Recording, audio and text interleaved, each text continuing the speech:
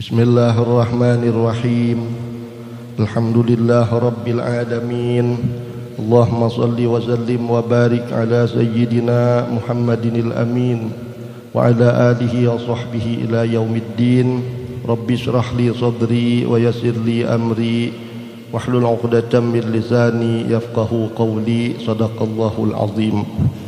Di antara tanda besar kiamat yang berikutnya ialah matahari akan terbit dari arah tenggelamnya, yaitu arah barat.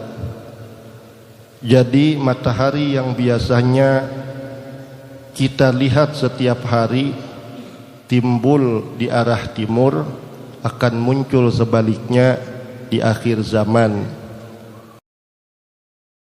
Kejadian ini mengikut Imam Al-Hafidh Ibnu Hajar adalah merupakan permulaan tanda-tanda kiamat yang merusakkan sistem alam cakrawala, yang mana kejadian ini akan disudahi dengan kehancuran alam ini. Tidak disebutkan berapa lama dan berapa kali peristiwa ini akan berlaku, tetapi apa yang disebutkan hanyalah tertutupnya pintu taubat mulai pada hari itu. Barang siapa yang belum beriman, lalu pada hari itu baru dia mau beriman, maka imannya sudah tidak diterima lagi. Yang belum Islam di saat itu hendak berislam dan bahkan mengucap 2 kalimah syahadat, maka tidak sah 2 kalimah syahadatnya. Dan siapa yang belum bertaubat dari dosanya, lalu pada hari itu barulah ia hendak bertaubat, maka taubatnya juga tidak akan diterima. Imam Al-Qurtubi membuat ulasan sebab kenapa Allah Subhanahu wa ta'ala sudah tidak lagi menerima taubat mulai hari itu, ialah apabila matahari sudah naik dari arah barat, maka semua orang akan menjadi takut dengan hampirnya kiamat. Mereka akan dilanda oleh suatu ketakutan yang sangat dahsyat, sehingga padamlah segala syahwat dan lemahlah segala tenaga. Maka keadaan yang seperti ini sama dengan keadaan seseorang yang hampir mati apabila rohnya sudah sampai ke hulqum, sudah sampai tenggorokan. Ia sudah putus asa dari kehidupan. Oleh karena itu orang ini juga tidak diterima lagi taubatnya. Jadi kembali kepada umur yang kita masing-masing diri kada pernah tahu kapan kita mati. Ada sebahagian orang itu sampai ajalnya disebabkan dengan penyakit. Dan tidak sedikit pula orang yang sampai ajalnya tanpa ada sedikit penyakit pun. Ada kalanya orang itu sampai ajalnya ketika usianya sudah tua, dan tidak sedikit pula orang yang sampai ajal padahal usianya masih muda. Oleh karena itu, bagi siapa yang ingin bertaubat, mendekatkan diri kepada Allah, jangan menghadang Tuhan. Bagi nang saat ini masih anom.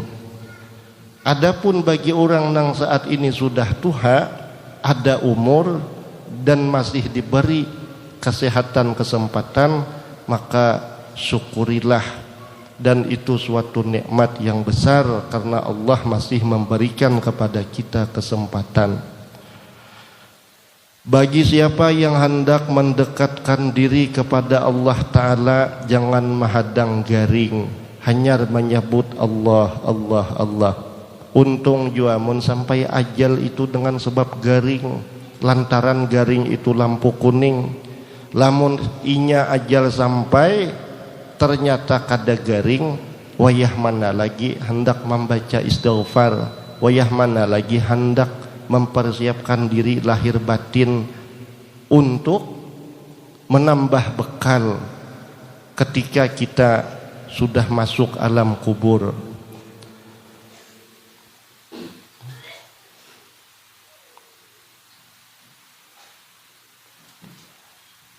Kemudian lagi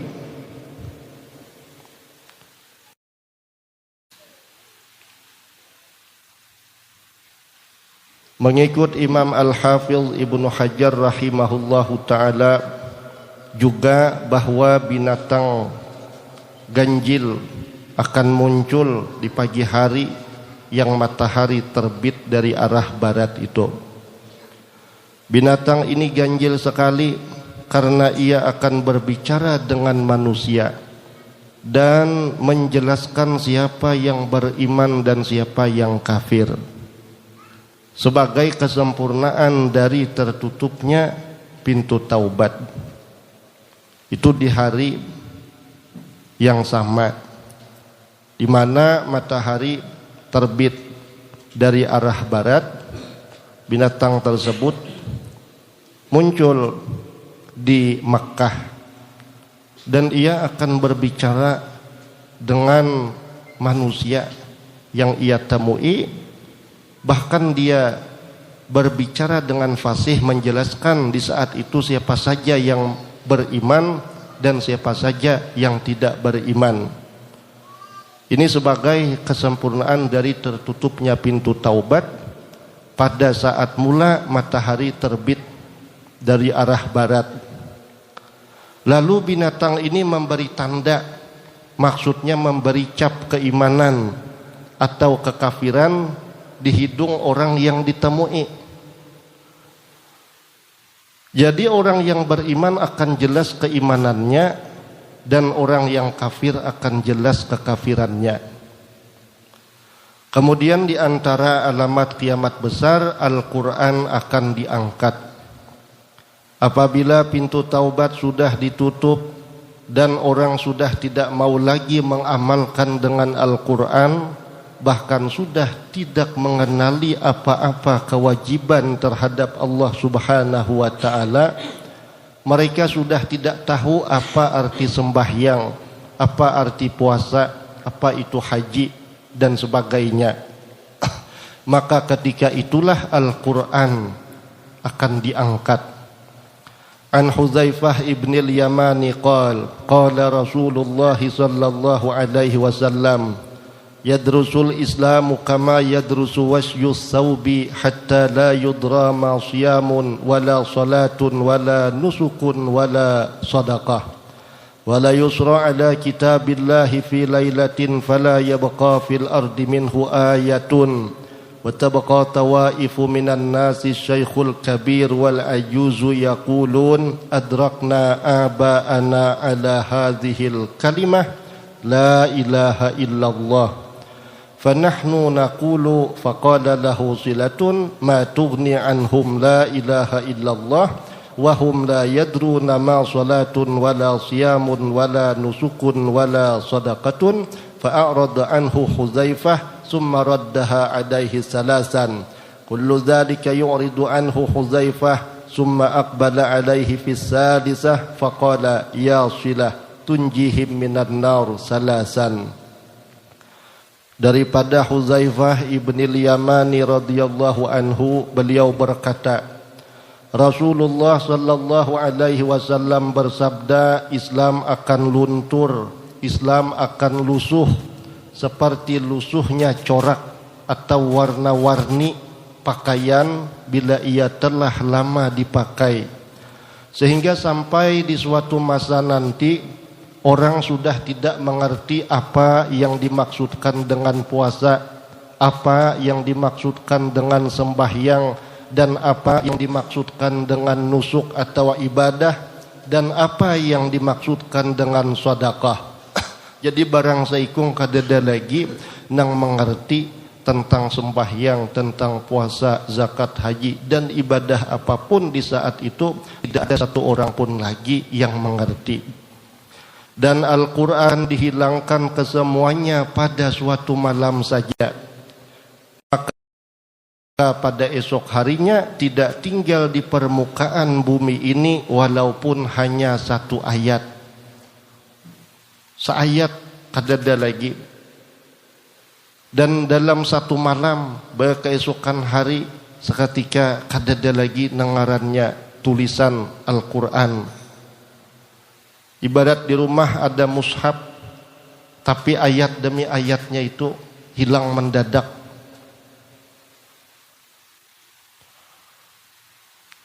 Maka pada esok harinya tidak tinggal di permukaan bumi daripadanya walaupun hanya satu ayat. Maka yang tinggal hanya beberapa kelompok daripada manusia, di antaranya orang-orang tua, lelaki dan perempuan. Mereka hanya mampu berkata, kami sempat menemui nenek moyang kami memperkatakan kalimat la ilaha illallah. Lalu kami pun mengatakan juga. Jadi saking hilangnya ilmu di zaman itu, sampai-sampai nang diketahui dari sekelompok orang cuma satu kalimat ini saja, la ilaha illallah. Subhanallah kada tahu lagi, alhamdulillah kada tahu juga, Allahu akbar kada tahu juga buhannya ini, astagfirullah kada tahu juga, sallallahu ala Muhammad kada tahu, mengapa lagi bahasa burdah, maulid makinnya kada tahu. Itu pun buhannya ingat karena bebuhan nenek moyang pada tuan lahat lagi kakanak kami mendengar pada tuan atau pakaian membaca kalimat la ilaha illallah. Ujar orang ini, aku ingat benar kalimat itu, dan yang diingat cuma satu kalimat ini saja, yang lain kada ingat dan kada pernah ada orang melajari. Sebab di zaman itu sudah kada ada lagi guru nang melajari kalimat nang bagus, sampai-sampai tak ulih bisa membaca la ilaha illallah pun kada orang lain nang melajari, lantaran mendengar pakaian pada tuan nang berucap kalimat la ilaha illallah. Lalu kami pun mengatakannya juga. Ngaran arwah Datuk Pang dahulu ada mengucap la ilaha illallah, mbah tuhuk mendengar ingat. Jadi sampai wah ini kalimat gini aja nang kami tahu.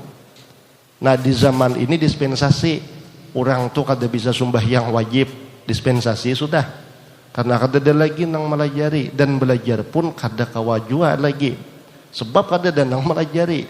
Umpama di zaman itu kada ada jua nang bisa puasa, karena kada ada lagi nang melajari. Maka dengan kalimat la ilaha illallah dan dengan keadilan Allah, kasih sayang Allah, kalimat itu akan membawa orang-orang tersebut masuk ke dalam surga kesudahannya. Mun wahini orang sembahyang masih banyak, setiap rumah mesti ada nang penyembahyang, nang melajari sembahyang banyak juga, buku-buku sembahyang banyak juga. Lalu ada nang bapingkut di satu kalimatnya nih, kami la ilaha illallah aja nang dibaca ya, kada sembahyang, kada puasa, kada napa, maka tetap orang ini kada diterima la ilaha illallahnya, karena sholat sebagai tiang agama kada inya gawi, sedangkan tempat belajar banyak, dan mendengar orang mengajari sembahyang pun rancak saja sudah. Bahkan setiap kampung ada langgar, ada masjid, dan di dalamnya orang-orang pada sembahyang sehari semalam lima waktu. Berkata perawi hadis daripada Huzaifah, apa yang dapat dibuat oleh la ilaha illallah? Maksudnya apa, gunanya apa, faidahnya apa, manfaat di zaman itu kalimat la ilaha illallah terhadap mereka, sedangkan mereka sudah tidak memahami apa yang dimaksudkan dengan sembahyang, puasa, nusuk dan sedekah. Huzaifah memalingkan muka daripadanya, daripada masukannya. Kemudian silah atau perawi mengulangi pertanyaan itu 3 kali. Maka Huzaifah memalingkan mukanya pada setiap kali pertanyaan. Kemudian ditanya lagi Huzaifah sehingga akhirnya beliau menjawab kalimat itu dapat menyelamatkan mereka daripada api neraka. Dan Huzaifah memperkatakan jawaban itu sebanyak 3 kali. Daripada hadis tadi dapatlah difahamkan bahwa kefahaman tentang Islam akan diangkat dan Al-Quran juga akan diangkat. Orang hanya sekadar mampu mengucap kalimat la ilaha illallah dan tidak memahami makna dan tuntutan kalimat itu. Walau bagaimanapun Allah Subhanahu wa ta'ala dengan belas kasihnya masih menghargai keimanan mereka dan akan memasukkan mereka ke dalam surga. Kemudian lagi di antara tanda kiamat yang besar ialah Ka'bah akan diruntuhkan. Disebutkan dalam hadis wa an Abdullah bin Amr bin al-As radhiyallahu anhuma qala sami'tu Rasulullah sallallahu alaihi wasallam yaqul yukharribul Ka'bata dhus suwaiqatain minal Habasyah wa yaslubuha hulliha wa yujarriduha min kiswatiha wa laka'anni anzuru ilaihi usaila'an fayada'an yadribu adaiha bimazajihi wa mi'walihi. Daripada Abdullah bin Amr bin al-As radhiyallahu anhuma berkata, Rasulullah sallallahu alaihi wasallam bersabda, Ka'bah akan dihancurkan oleh orang Habasyah. Di sini dimaksudkan orang Negro yang bergelar Dzussuwai Qotain. Maksudnya orang yang kedua-dua batisnya itu kecil. Dan ia akan mengambil segala perhiasannya dan mencopotnya. Seakan-akan terbayang di hadapan mataku keadaan seseorang yang botak, bengkok sedikit sendi-sendinya, ia memukul-mukul Ka'bah dengan besi dan dengan kapak yang besar. Dan adalah diriwayatkan bahwa Ka'bah ini dihancurkan ketika tidak ada lagi orang yang tawaf di sekelilingnya.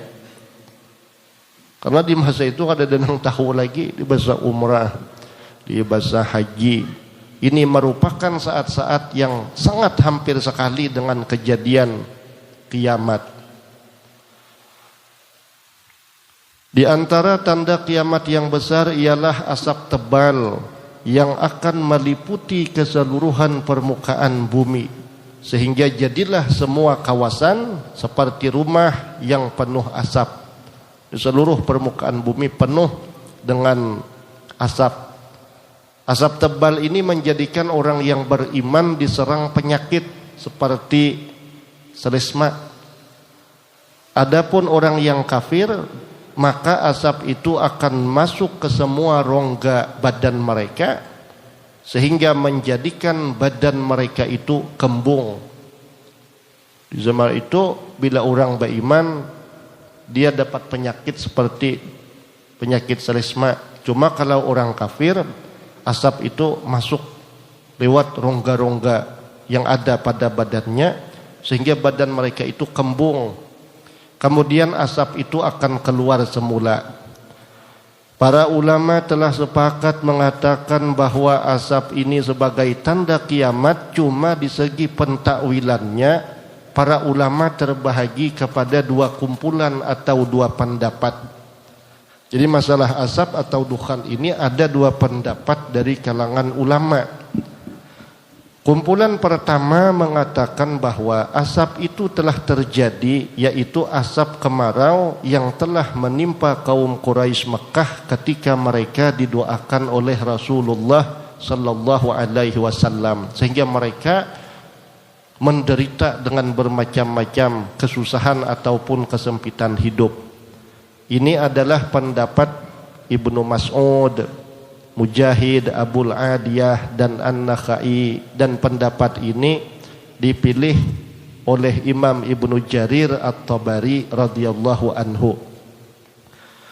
Kemudian pendapat kedua mengatakan asap itu ialah asap tebal yang menyelubungi seluruh permukaan bumi yang akan terjadi di akhir zaman seperti yang telah kita sebutkan sebelum ini. Pendapat kedua ini ialah pendapat Ibnu Abbas, Sayyidina Ali bin Abi Thalib karramallahu wajhah, dan jamhur ulama, yaitu pendapat yang terpilih. Dan boleh jadi juga azab itu terjadi dua kali. Yang pertama telah terjadi di zaman Rasulullah sallallahu alaihi wasallam, dan yang kedua akan terjadi di akhir zaman nanti, seperti yang telah disebutkan oleh Imam Nawawi radhiyallahu anhu di dalam syarah Sahih Muslim. Mengikut sebahagian riwayat, azab yang akan berlaku di akhir zaman nanti akan berpanjangan selama 40 hari. 40 hari. Kabut-kabutan aja sawat 3 hari 3 malam. Luar biasa dah. Pahinakan sasak. Hari siang ba lampu sepeda motor. Mobil pun berhidup juga lampunya. Nang hitungan jarak 20 meter pun hingkat melihat tetap kada nyaman rasanya. Napang mahir pada lihat lanjar panjanak luas panjang lalihatan. Ini nang kaya ibarat rumah itu serumahan hibaklon asap juga sabumian besintar pariannya. Untung nang ada besi sintar, itu pun saking tebalnya asap cahaya sintar bisa kadakawa menembus juga dengan jarak yang lumayan jauh. Ini sampai 40 hari 40 malam asap itu. Kemudian setelah itu akan bertiuplah angin yang lembut yang datangnya dari negeri Yaman, yang akan mematikan keseluruhan orang-orang yang beriman, walaupun imannya hanya sekedar zarrah saja, sekecil biji sesawi. Angin lembut itu bertiup dari negeri Yaman, sehingga siapapun yang terkena anginnya dari kalangan orang beriman, matian orang beriman itu. Dan di saat itulah habis sama sekali di bumi ini orang beriman, serta tersisa berataan nang menghuni bumi orang-orang nang kada beriman aja lagi. An Abi Hurairah radhiyallahu anhu qala Rasulullah sallallahu alaihi wasallam, innallaha yab'atsu riyahan minal yaman alyanu minal harir fala tad'u ahadan fi qalbihi misqalu habbatin min imanin illa qabadathu. Daripada Abu Hurairah radhiyallahu anhu berkata, Rasulullah sallallahu alaihi wasallam bersabda, sesungguhnya Allah Subhanahu wa taala akan mengutus angin yang lembut yang datang dari negeri Yaman. Angin itu lebih lembut dari sutra. Lebih lembut dari sutra. Ia tidak melalui seseorang yang beriman, walaupun imannya hanya ada sebesar biji sawi, kecuali ia akan mematikannya. Apabila orang yang beriman kesemuanya telah mati, maka yang tinggal lagi hanyalah orang-orang kafir yang tidak kenal Allah dan yang tidak tahu sama sekali tentang agama. Fayabqa syirarun nasi fi khiffati at-tayri wa ahlamis siba'i la ya'rifuna ma'rufan wa la yunkiruna munkaran fayatamassalu lahumus syaitanu fayaqul ala tastajibun fayaquluna fama ibadatil awsan. Maka yang tinggal lagi hanyalah orang-orang yang jahat, cepat seperti burung yang terbang untuk mengerjakan maksiat, dan jahat seperti binatang pada akhlak atau perilaku mereka. Mereka tidak kenal apa itu kebaikan dan tidak tahu sama sekali apa itu kemungkaran.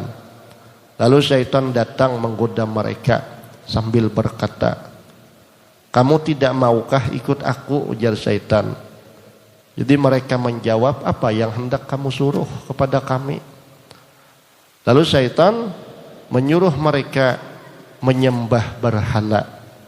Dan ketika itu sudah tidak ada lagi yang menyebut nama Allah, Allah, Allah di atas muka bumi ini. Jadi barang seikung ada lagi nang menyebut Allah. Munsawat sebutan Allah nang handap dan singkat itu kadada lagi nang menyebutnya, apalagi nang panjang daripada itu.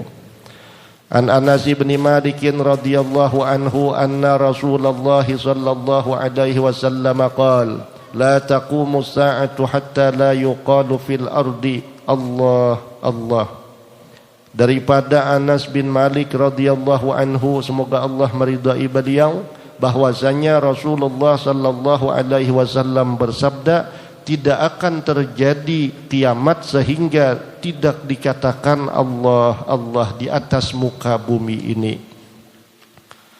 Ketika itu manusia hidup laksana binatang ternak, tidak ada sifat malu, sedikit pun tidak ada lagi sifat malu pada manusia. Seperti sabda Rasulullah sallallahu alaihi wasallam, la taqumus sa'atu hatta yatasafadu fit tariq tasafudal hamir. Tidak terjadi kiamat itu sehingga orang bersetubuh atau berzina seperti bersetubuh keledai di tengah jalan. Kada tahu tempatnya lagi. Kalau keadaan sudah terjadi seperti ini, maka kiamat kapan-kapan saja bisa terjadi. Kiamat diumpamakan seperti fa inna sa'ata kal hamilil mutimmil lati la yadri ahluha mata tafja'uhum biwiladiha lailan aw naharan. Seperti perempuan yang sudah mengandung, yang perempuan itu mengandungnya sudah cukup 9 bulan, keluarganya tidak tahu kapankah mereka akan dikejutkan dengan kelahiran anak yang dalam kandungannya. Sama ada di waktu malam atau siang. Sudah 9 bulan, intil banar sudah. Dan kadang-kadang diprediksi lagi, besukan kah, kamarian kah, bebinian itu melahirkan, siang kah, malam kah. Dan jamnya pun kadang-kadang dikira lagi. Artinya parak banar sudah, baranak bebiniannya nih. Parak lagi kiamat bila sudah masa yang disebutkan tadi tiba. Sebelum berlaku kehancuran alam ini, maka akan terjadi dahulu gempa bumi yang besar yang menenggelamkan manusia ke dalam perut bumi.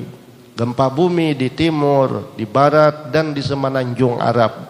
Gempa bumi ini sangat besar yang menenggelamkan manusia ke dalam perut bumi. Gempa yang seumpama itu akan berlaku di timur, kemudian di barat, dan yang ketiga di semenanjung Arab. Dan yang terakhir sekali, api besar yang akan menghalau manusia ke arah padang mahsyar. Ini bukan padang mahsyar akhirat, disinilah.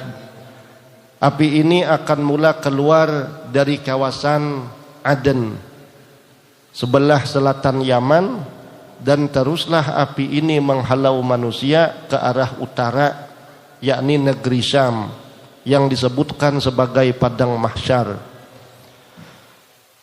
Dan yang dimaksudkan dengan padang mahsyar di sini ialah tempat kematian seluruh manusia yang masih tinggal lagi pada waktu itu. Seluruh manusia yang tersisa yang masih hidup di waktu itu dengan tiupan sangkakala yang kedua. Bukan padang mahsyar akhirat yang di sana akan ada hisab, bukan. Timbangan amal dan sebagainya. Ini padang mahsyar dunia yang akan mematikan seluruh manusia yang masih hidup kala itu. Apabila api yang besar itu menghalau manusia ke arah negeri Syam, maka ketika itu Israfil akan meniup sangkakala dengan tiupan sangkakala yang kedua. Tiupan sangkakala yang pertama dinamakan nafkhatul faza', artinya tiupan yang mengejutkan. Dinamakan demikian karena ia mengejutkan ke semua orang yang berada pada hari itu. Ada yang sedang berurusan di kantor, ada yang sedang berjual beli di pasar, ada yang sedang bekerja di ladang, ada yang sedang tidur, ada yang sedang berada dalam kendaraan, dan berbagai-bagai pekerjaan manusia. Mereka akan dikejutkan dengan keluarnya api besar dari negeri Yaman yang menghalau manusia ke padang mahsyar dunia ini. Umpama mulai hulu api marah ke sini, otomatis manusia-manusianya kada mungkin beranai. Tentunya buka ke arah di mana? Ke arah nang berlawanan daripada api tersebut. Api arah ke hilir, kada mungkin kita bukahan ke hulu. Apinya mulai hulu ke hilir. Nah kita otomatis larinya itu kemana? Ke hilir. Yaitu negeri Syam atau Syria. Semua orang yang mendengar tiupan ini akan terus dibawa oleh arus api yang besar sehingga mereka tidak berkesempatan untuk balik ke rumah atau berpesan apa-apa kepada kawan. Sebagaimana firman Allah Subhanahu wa taala, "Ma yanzuruna illa sayhatan wahidatan ta'khudhuhum wa hum yakhsimun, fala yastati'una tawsiyatan wala ila ahlihim yarji'un." Surah Yasin, pada surah Yasin. Mereka tidak menunggu kecuali hanya satu teriakan yang akan mengambil atau menghalau mereka. Dan ketika itu mereka sedang bertengkar, berurusan dalam perniagaan, maka mereka sudah tidak berpeluang lagi untuk membuat suatu wasiat, dan mereka juga tidak berkesempatan pulang menemui keluarga. Tidak lama setelah itu, tidak diketahui berapa lamanya, maka Israfil alaihi salam akan meniupkan nafkhatus sa'iq, yaitu tiupan yang akan mematikan keseluruhan makhluk yang bernyawa. Gunung-gunung akan berterbangan, lautan akan mengeluarkan uap dan api, matahari akan digulung. Matahari ganalnya 170 kali lipat daripada bumi. Nah, dalam tafsir surah Yasin itu kan, kalau bulan di langit pertama, ganal bulan itu 70 kali daripada bumi. Matahari di langit keempat, ganalnya itu 170 kali lipat daripada bumi. Nangnya di langit keempat luar biasa kalau musim panas. Itu nang digulung tuh hari kiamat, bintang-bintang akan jatuh bertebaran, semua yang bernyawa akan mati dan semua akan hancur kecuali apa-apa yang dikehendaki oleh Allah Ta'ala. Adapun perkara-perkara yang dikehendaki oleh Allah Ta'ala tidak binasa ketika itu ialah arasy, kursi, lauhul mahfuz, qalam, surga, neraka dan seisi keduanya, bidadari, kanak-kanak pelayan surga, roh-roh, jasad para nabi itu kada hancur, jasad para syuhada, orang-orang yang mati syahid, dan sulbi atau bibit manusia. Lihat Tuhfatul Murid syarah matan Jauharatut Tauhid halaman 70. Setelah itu baru Allah Subhanahu wa taala menghidupkan Israfil, lalu menyuruhnya untuk meniupkan tiupan yang ketiga yang dinamakan tiupan, yakni nafkatul ba's, artinya tiupan kebangkitan, di mana Allah Subhanahu wa taala akan menghidupkan kembali semua orang yang telah mati dan menghimpunkan keseluruhan manusia ini, mulai Nabi Adam alaihi salam sampai kepada manusia yang terakhir sekali lahir dalam dunia ini. Mereka semuanya akan dihimpunkan di padang mahsyar untuk dihisab, dihitung segala amal mereka, dan seterusnya akan diputuskan apakah ia akan menjadi penghuni neraka. Semoga Allah Subhanahu wa taala melindungi kita daripadanya, ataupun ia akan menjadi penghuni surga.